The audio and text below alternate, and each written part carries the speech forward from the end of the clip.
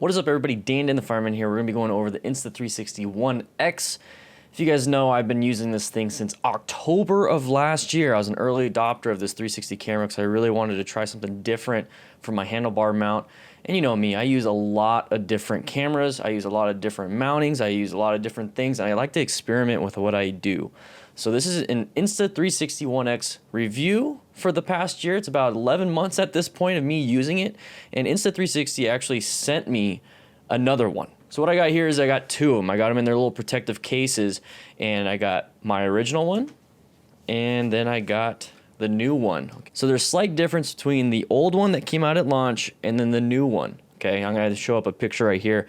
And first and foremost, you'll see that there's quite a little bit of a thing. But you guys aren't here to figure out when and how I've been doing these things. You want to know, should you get one? And that's kind of the whole point. Now, my reviews are a little bit different, and these are things that probably going to get me in trouble with companies. They never like to send me stuff because I am 100% honest, and I'm not going to go off of the features and all the little things that they like to promote.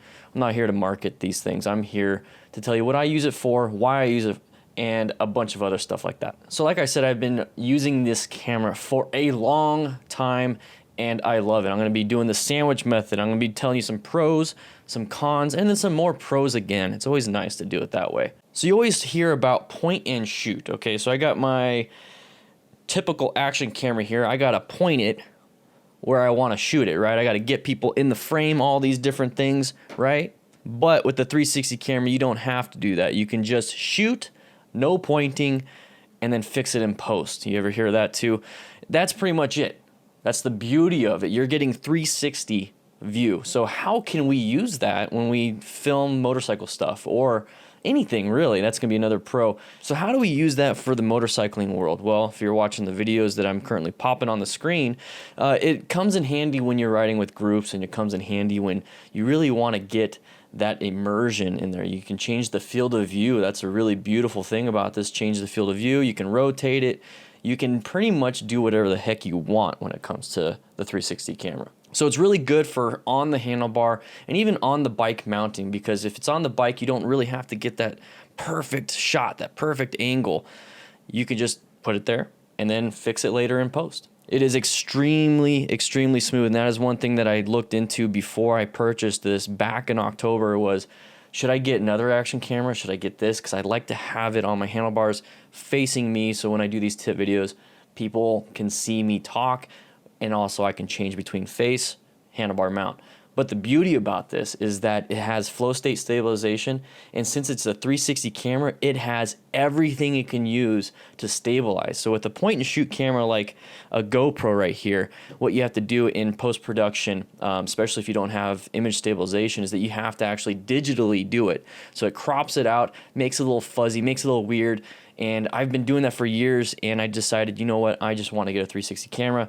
That way I don't have to deal with that, and oh my gosh, it looks beautiful. All right, we're going to do some cons. We're going to do some things that I didn't like about it when I first bought it, and it's kind of changed a little bit since then. So the first con is the editing process had quite a bit of bumps when it first started. There was not a lot of support. The Insta360 Studio Beta was the only way to really render out what is called an equirectangular image or video, and that is basically a 360 video kind of wrapped and put into a 16:9 settings or whatever. I'm not an expert at this, but what I figured out was, that's how you edit it, okay? So it does come with a Premiere Pro plugin, and I've used it a few times, and it doesn't really work too well. So what I use is the Insta360 Studio app on the computer, on the desktop app. I do lock, direction, flow state stabilization, and then I export it out into an MP4, which is equirectangular, import it into the Premiere Pro, and then I have to use a different plugin. Now, this is the part where a lot of companies don't like me, but I'm using a different plugin, which is from GoPro. I use GoPro Reframe. It's part of their Fusion Studio. It's the 360 Studio thing. And I actually had to import that in Premiere, and it allows you to kind of move the things how you want to move it within Premiere. It makes it a little bit easier that way. So Insta360, I really wish you would come up with something for the Premiere Pro that is a lot like GoPro Reframe. I don't know how that will work for you. You can also use the phone app, but I have a Samsung Galaxy S9, And when I used to use the phone app a little bit last year, I haven't done it recently because it was just too much of a hassle. My Samsung Galaxy S9 is a powerful phone at the time, and it was insanely laggy. It wouldn't allow me to do much. But, you know, you can kind of get away with a few things. There are actually really cool things you can do with it. I just haven't really delved into it, and it's not necessarily what I use the camera for, so I'm not going to spend my time on it. But you might be able to spend some time on it and figure out, it's something that you like. So it does take a longer workflow, but I get a lot of benefit out of it. Like I said, the flow state, lock direction, all those different things. It allows me to have really smooth video, a little bit more of a workflow. But now that I'm thinking about this, it did take a lot of workflow for a typical camera like this Yi 4K and having to stabilize it. That took a lot of rendering time too. So actually at the end of the day, it's really a wash, just an extra step. Another thing that you have to watch out for is this camera, along with my Canon and a few other cameras. I'm not sure why. It might be a weird, setting thing, but it stops after 30 minutes. Okay, so you're filming for 30 minutes. Boom, it ends. And thankfully, it saves everything, okay? So it saves everything. We're going to talk about, which SD card you should get. But yeah, it shuts off after 30 minutes. So if I'm out filming and doing anything and I forget that it's been roughly about 30 minutes, I just lost footage towards the end of my filming. So that was kind of an issue. So I'd have to really do it in 15 to 20 minute spurts, reset, redo, new file, all these different things. So that might be an issue for you. Batteries last about an hour. When I said that things, they shut off after about 30 minutes, this means, after the first shut off, you're going to want to get ready to change those batteries out. So I got multiple batteries. So I got these 2 batteries plus I think 2 more, the ones that are inside the cameras right now, and then I got their Insta360 charging bundle and everything. Well worth it, definitely worth it, especially if you're doing this for full time or profession. But I don't know. I mean, they'll last for about an hour and they charge relatively quick, but I don't know. I'm just having issues with the whole not lasting a long time. But, it's kind of expected. You are shooting in 4K, 50 frames per second, 5.7K. You're shooting really high density files, really freaking good. And I personally shoot at 4K 50 frames per second. That's where it lasts roughly about an hour, because I like to shoot everything in 60 frames per second for motorcycle videos. It does get rendered down to 1080p when I make these videos, but man, you can shoot 4K at 50 frames per second, 360. It's insane. The accessories for the first 6 months were kind of lacking. So what I have here is called the Venture case. Now this is the case that you can get for your Insta360 One X. This is a lot like, let's say, like this. So this is a case for the E4K. It's water resistant, all those different things. And yeah, this wasn't really available for the first 6 months. So you're out running around with a very exposed camera like this, okay? So that could be a big issue. If you hit a rock or anything like that, you're gonna go into, damaging the lens, and we're gonna talk about that real quick. But you can damage your lens relatively easy, and that could be an issue. This right here, kind of a pain in the ass to get on and off, and the stitching is not the best. So there's what happens with the 360 cameras, you have 2 lenses, okay? You got 2 lenses, one right here, one right here. What it's gonna do is that in that little middle area, it's got to actually stitch the 2 files onto one. You'll see like a line sometimes, and this right here, it does a good job. You can actually make a setting inside the Insta360 Studio app on the desktop. There we go. And you can actually get some decent stitching out of it, but it seems like it's almost too much of a hassle for me. If you're looking into taking this thing close to water, or you're worried about dropping it, then definitely get one of these. But like I said, this was lacking for the first 6 months, and I'm glad that they're actually coming out with it. And I talked about the lenses. So yeah, they are exposed. They kind of stick out just a little bit. There we go. They stick out just a little bit, and you could easily crack them. So when I'm over here sitting down and everything, and I'm working and I'm finishing up, I actually put the Insta360, nice little, it's comfy little home for the Insta360 One X. I put it in there, and I tried my best to be very gentle with it. The new Moto bundle that's coming out, actually this week, you get a special deal this week. It comes with a lens protector thing for it. So if you guys want to get one, make sure you get an Insta360 right now, because you get the Moto bundle. It's actually looks pretty cool. I don't have it yet. I have I have the bike bundle. So I have the bike bundle, and this thing is pretty interesting. Let's get some light. There we go. This thing's pretty interesting. It comes with a bunch of stuff. Comes with a helmet mount, handlebar mount, and chest strap. I haven't tested it out yet, but like I said, I use what I use when I want to use it. All right, we're gonna go back to pros. Okay, so this thing is insane. Okay, the use case for it, like I said, is it's literally a shoot first, worry about it later type thing. So that is awesome. So what can you use that for? It's small. First and foremost, it's small. If you put the lens cap on, you could easily fit it in a pocket.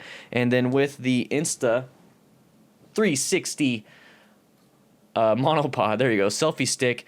It's pretty easy. So it comes with the little thing so you can screw it on. Perfect. So yeah, simple, easy to do, easy to screw on. And then this little pole right here is actually invisible when it is done rendering. So it actually puts it out. Plus, it can extend quite a bit. Okay. So the use case for this is really easy. So let's say for you that you want to do selfies a lot, you can literally just have this hanging out somewhere, click a button, and you're getting selfie pictures easy. And you don't have to worry about, okay, my face in the camera, is it in frame or anything like that? No, you just do this, take a picture, take video, and then you can edit it later. So the use case for that is really good because it makes things easier. You can spend more time afterwards focusing on the editing and not really focusing at the time how to get the shot, what to do, blah, blah, blah, blah, blah, blah, blah, all those different things. So the use case is really good on and off the bike. There's a robust community on Facebook. Now, this is something that a lot of people talk about, but it's something that I've been having to deal with because I've had this for 11 months now, is that I had to figure out what's going on with this thing. I have to figure out product updates, the studio updates, all these different things. So there's a community on Facebook, and it's really good. I've asked questions, I've answered questions, and I've learned different tips and tricks. So there's a community out there that will help you out. So there's consistent Insta360 studio updates. Now, originally it made it to where I couldn't do very much. The exporting was really slow. It was kind of frustrating. I rarely used the camera because it just took too long. But now it's super quick. If you have the good hardware, you can actually export relatively fast, and stitching is wonderful. Everything is really good. Also, what I talked about the accessories and how it was kind of lacking for the first 6 months. Well, it's been out for roughly a year now, and all the accessories are actually coming on out. So this is called the Venture case. There's actually a dive case that makes it a little bit better when you're going underwater, diving. So the accessories nowadays are actually really good. They're decently priced. Unsure if you can find very many, but remember, here's the thing, is that I have my two mounts right here. Now, the bottom of a 360 camera is just like the typical tripod mount, okay? So if you have to deal with a tripod mount, think about it. You can put it on a tripod, and then you can also use, third-party accessories. So I got a RAM mount right here that hooks up to my front handlebars, and then I have just a normal tripod thing. I'll have links to that in the description. On top of that, the Moto bundle, from what I see, is that you don't even need all these things. So I got two of them. One for Nikki and one for me. You don't even need these things. It comes with the Moto bundle. So like this extra cost that you're having to do just to put it on your handlebar, boom, done with the Moto bundle. Check that one out. See if you like it. I've had to do this though for the first 6 months to even now, because the Moto bundle just came out. So that's really cool that they're coming out with that stuff, but you can make it work if you can't figure out how to do it, or if the Moto bundle is a little too much, you just want the camera and you already have some of these things. So my review doesn't really end with 10 out of 10, blah, blah, blah. No, none of that stuff. What are you going to use it for? So if you want the best motorcycle mounted camera, this is it. This is going to be the best motorcycle mounted camera, okay? If you want a camera that's going to attach to your helmet, to your face, like right here on the chin, this is not going to be it, because you're going to be sticking out like this, okay? But they do have a motorcycle bundle, and it can come out right here, and there's a guy on a track. Hopefully they're going to let me use this footage. It looks really good, okay? And there's also in the Moto bundle, you're going to have that waist strap, and then you can attach a stick, which freaking goes far onto your back. So it's almost like a third-person view. For those of you that play video games, that might be it. So if you want to do something like that, perfect, perfect, perfect. So if you want to film things and you don't want to worry about getting things in frame first, so you're not really thinking about that, and you want to edit it later anyways, and you're going to move things around, this is it for you. There's no point in shoot, it's just shoot. And I absolutely love that. It really works well when it goes to group riding, because if I have it on the handlebars or even on the back and there's people near me and all that stuff, I can get everybody. And that's one of the beauties of this. You can do 360, views to where the person can, swipe around and all that stuff. You could easily do that. You can also do that tiny planet thing that everyone does, but to me, that's almost a gimmick. It's not what I'm going to use it for. Maybe you'll use it. I don't know. But this is what that camera's for. And I know Insta360 sent me the new one. Okay, so thank you so much. This is, a review for them because they sent it to me. But I've had this for 11 months, okay? I've had my own for 11 months. I spent my own money. I bought my own things. I had to buy extra SD cards because my Samsung 128 gigabyte Samsung card, blah, blah, blah, wouldn't work very well. So I actually had to get the V30, which is recommended, and it comes into the bundle. I had to actually get that because that's the one that works. Not too many issues. Shut down every once in a while just because of the bad SD card, and it was fixed when I got the new SD card.